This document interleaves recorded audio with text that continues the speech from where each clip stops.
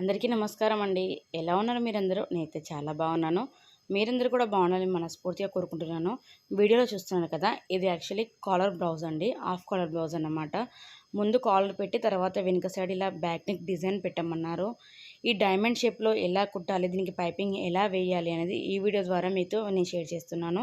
Video అయితే పూర్తిగా చూడండి. ఎవరైనా కొత్తగా కనుక మన ఛానల్ చూస్తుంటే మాత్రం ఇలాంటి మరిన్ని మంచి మంచి వీడియోస్ మీ ముందుకు రాబోతున్నాయి. తప్పకుండా సబ్స్క్రైబ్ చేసుకోండి. పక్కనే బెల్ ఐకాన్ ఉంది కదా, అది క్లిక్ చేస్తే నేను వీడియో అప్లోడ్ చేసిన వెంటనే నోటిఫికేషన్ అయితే మీ వరకు ఈజీగా వచ్చేస్తుంది. ఇప్పుడు మనం బ్లౌజ్ కటింగ్ అయితే యాజ్ ఇట్ ఈస్ మనకి షోల్డర్కి ఎంత తీసుకోవాలో అంత తీసుకున్నాను. షోల్డర్ కటింగ్ కూడా నేను చూపిస్తాను. కాలర్ బ్లౌజ్కి ఎలా తీసుకోవాలి, బోట్ నెక్కి ఎలా తీసుకోవాలి అనేది ముందు ముందు వీడియోస్ అయితే రాబోతున్నాయి. బ్యాక్ నెక్ డీప్ అనేది తీసుకుంటున్నాను. కింద 4 ఇంచులు వదిలిపెట్టాను, పైన కూడా 4 ఇంచులు వదిలిపెట్టి మధ్యలో 8 ఇంచులు ఉందన్నమాట. 8 ఇంచులలో సగం 4 ఇంచులు, దాంట్లో కూడా మధ్యలో మార్క్ చేసి ఇలా మనం డ్రా చేసుకోవాలి. ఫస్ట్ డైమండ్ షేప్లో డ్రా చేసుకున్న తర్వాత మళ్ళీ మనకి ఎలాంటి షేప్ కావాలి అనే దాన్ని బట్టి దాంట్లో మనం డ్రా చేసుకోవచ్చు అండి. ఎలాంటి డిజైన్ అయినా మన చేయి పనితీరులో ఉందండి. మనకి డ్రాయింగ్ కొంచెం వస్తే చాలు, ఎలాంటి డిజైన్ అయినా ఈజీగా డ్రా చేసి మనం కటింగ్ చేయొచ్చు. చూసారు కదా, ఇలా డ్రా చేసుకున్న తర్వాత దాని నుంచి కటింగ్ చేసుకుంటే మనకి కటింగ్ అనేది పూర్తవుతుంది బ్యాక్ నెక్ది. వ్యూస్ అయితే వస్తున్నాయి కానీ ఇలాంటి కామెంట్స్ అనేది రావడం లేదండి. ఎందుకంటే ఇప్పుడు నాది రీచ్ అవుతుంది, వీడియోస్ అయితే మీ వరకు రీచ్ అవుతున్నాయి, కానీ మీకు ఈ వీడియోస్ నచ్చుతున్నాయా లేదా, ఇంకా ఎలాంటి డిజైన్స్ మీకు కుట్టాలి, లేకుంటే మీకు బ్లౌజులలో ఎలాంటి డౌట్స్ ఉన్నాయి అనేది కొంతమంది కామెంట్లో నేను ఆల్రెడీ పిన్ చేసి పెట్టాను. కానీ కొంతమంది కామెంట్ చేస్తున్నారు, కొంతమంది చేయట్లేదు అన్నమాట.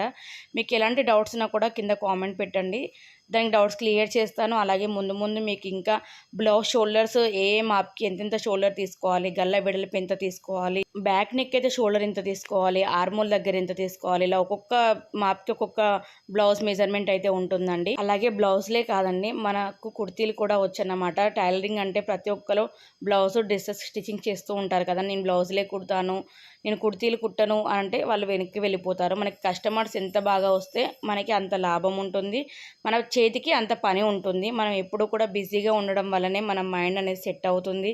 అటు ఇటు వెళ్ళకుండా, చెడు ఆలోచనలు రాకుండా డిస్టర్బెన్స్గా ఉండమన్నమాట. మన మైండ్ని ఎంత బిజీగా ఉంచితే మనం అంత రిలీఫ్గా ఉంటాము. నేను డ్రెస్సులు కూడా కుడతానండి. డ్రెస్ కటింగ్ వీడియో కూడా కావాలి అనుకుంటే మాత్రం తప్పకుండా కామెంట్ చేయండి. అలాగే పిన్ చేసి కూడా పెడతాను. మీకు నేను నచ్చితే మాత్రం ఆ పిన్ చేసిన కామెంట్ని అయితే లైక్ చేయండి. చూసారు కదా, ఎప్పుడు ఏ బ్లౌజ్కైనా కూడా మనం చుట్టూ ఒక కుట్టు వేసుకోవాలి. బ్లౌజ్ అటు ఇటు జరగకుండా, ముడత రాకుండా ఉండడానికి.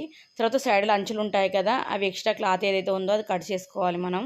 ఇక కట్ చేసుకున్న తర్వాత పైపింగ్ కోసం అయితే క్లాత్ అనేది నేను కట్ చేసుకుంటున్నాను. ఇంతకుముందు కూడా వీడియోలో చెప్పాను, ఎప్పుడైనా పైపింగ్ కోసం క్లాత్ క్రాస్గానే కట్ చేసుకోవాలి. స్ట్రేట్గా కట్ చేయడం వల్ల మనకు పైపింగ్ కుదరదు. కట్ చేసుకున్న తర్వాత మనం జాయింట్ పెట్టుకొని పైపింగ్ వేసుకోవడమే. పైపింగ్ కోసం అయితే నేను సింగిల్ పాదమే యూజ్ చేస్తాను, నాకు అదే ఫినిషింగ్ అనిపిస్తుంది. ఇక మనం పైపింగ్కి ఎంత దూరం అవసరము అనేది నేను మెజర్మెంట్ తీసుకొని కట్ చేసుకుంటాను. ముందుగా పైపింగ్ రెడీ చేసుకున్న తర్వాత బ్లౌజ్కి అనేది పైపింగ్ అనేది వేస్తాను. మనం ఎప్పుడు కూడా గుర్తుపెట్టుకోవాల్సిన విషయాలు ఏంటంటే, మనం ఇలాంటి డిజైన్ బ్లౌజ్ కుట్టినా, గోలు గల్ల కానీ ఏది కుట్టినా కూడా మనం బ్లౌజ్ క్లాత్ని అనేది సాగదీయొద్దు. గోల్ రావడం లేదు అని చెప్పి దాన్ని సాగదీసి స్ట్రెయిట్గా ఉంచి వేయడం చేయొద్దు. మన డిజైన్ ఎలా అయితే ఉందో అలాగే పాదాన్ని తిప్పుతూ మన చేయిని అదుముతూ కుట్టాలి. తప్పితే నాది గోల్ రావడం లేదు, షేప్ రావడం లేదని స్ట్రేట్గా చేసి కుట్టారనుకోండి, మీకు గల్ల షేప్ మారిపోతుంది. ఒక డిజైన్ అనుకుంటే ఇంకో డిజైన్ వస్తుంది. అసలు గల్ల చూడడానికి కూడా ఫినిషింగ్గా కనిపించదు అన్నమాట. కాబట్టి మనం ఎంత వీలైతే క్లాత్ కదలకుంటే పాదం పైకి లేపి ఆ బట్టని జరుపుకుంటూ కుట్టాలి. తప్పితే గుంజడం లాంటిది మాత్రం చేయొద్దు. చూసారు కదా, పైపింగ్ అనేది వేసాను. మెయిన్ ఈ డిజైన్ గల్లకి ఏంటి అంటే మనకి ఎక్కడ పోతుందంటే, ఇక్కడ మెయిన్ మనకి జాయింట్ పెట్టే ప్లేస్ చూడండి, పైన కట్ చేశాను. ఆ ప్లేస్లో మనకి మలవడానికి కొంచెం ఇబ్బంది అవుతుంది. అది మనకి పైకి కనిపించకుండా లోపలి వైపు మలవాలి, అక్కడే కొంచెం ఇబ్బంది అవుతుంది. తప్పితే మొత్తం అయితే ఈజీగానే ఉంటుంది. ఇక ఇది అందరికీ తెలిసిందే, ఎక్కడైతే మనకి రౌండ్గా ఉంటుందో అక్కడ కట్స్ పెట్టుకోవాలి. అలా అయితేనే కుదురుతుంది రౌండ్ షేప్ అనేది. ఇక కట్స్ పెట్టుకున్న తర్వాత లోపలి వైపు చూస్తున్నారు కదా, నా కెమెరా అనేది అటు సైడ్ వెళ్ళిపోయింది, నేను చూసుకోలేదు. మళ్ళీ ఇటు లోపలికి అన్నా చూసి లోపలి వైపు పెట్టి మనకి బయట వైపు కనిపించకుండా లోపలి వైపు మలిచిన తర్వాత మనం పైకుట్టు అనేది వేసుకోవాలి. ఈజీ అయినా హార్డ్ అయినా ఏదైనా మన పనితనంలోనే ఉందండి. నేను నేర్చుకునేటప్పుడు అయితే ఇలాంటి డిజైనర్ బ్లౌజులు, బోట్ నెక్ కానీ లేకుంటే కాలర్ బ్లౌజులు అని ఇలాంటివి ఏవీ లేవు, నార్మల్గా నేర్పించారు. రోజుని బట్టి మనం కూడా మారుతూ ఉండాలి. ఎలాంటి ట్రెండ్ వస్తుంది, ఎలా కుట్టించుకుంటున్నారో దాన్ని బట్టి మనం ఫోటో చూస్తే మనకు ఐడియా రావాలన్నమాట. ఓహో ఇది ఇలా కుడతారా అని చెప్పి అంత పర్ఫెక్ట్గా కావాలి. కొంతమందికి ఏంటంటే డిజైన్ చూస్తే ఈజీనే అనిపిస్తుంది, తీరా కటింగ్ టైంలో డౌట్స్ వస్తూ ఉంటాయి అన్నమాట. సో తప్పకుండా ఇలాంటి డౌట్స్ ఉన్నా కూడా క్లియర్ చేస్తాను. మీకు ఎలాంటి డిజైన్ వీడియోస్ అయినా సులువుగా ఎలా కుట్టాలి అనేది కూడా నేర్పిస్తాను. మీకు ఈ వీడియో నచ్చితే తప్పకుండా లైక్ చేయండి. మీకు ఎలాంటి డౌట్స్ ఉన్నా కామెంట్ చేయండి. అలాగే టైలరింగ్ వీడియోస్ కోసం మన ఛానల్ మాత్రం తప్పకుండా సబ్స్క్రైబ్ చేసుకోండి. పక్కనే బెల్ ఐకాన్ ఉంది కదా, అది క్లిక్ చేయడం వల్ల నేను వీడియో అప్లోడ్ చేసిన వెంటనే నోటిఫికేషన్ మీ వరకు ఈజీగా వచ్చేస్తుంది. అలాగే మనం బ్యాక్ టక్స్ కూడా చాలా ఇంపార్టెంట్ అండి. టక్ ఒక్కొక్కటి 1/2 ఇంచ్ అన్నా ఉండాలి. 1/2 ఇంచ్ ఉంటేనే మనకి భుజాలు జారకుండా ఉంటాయి.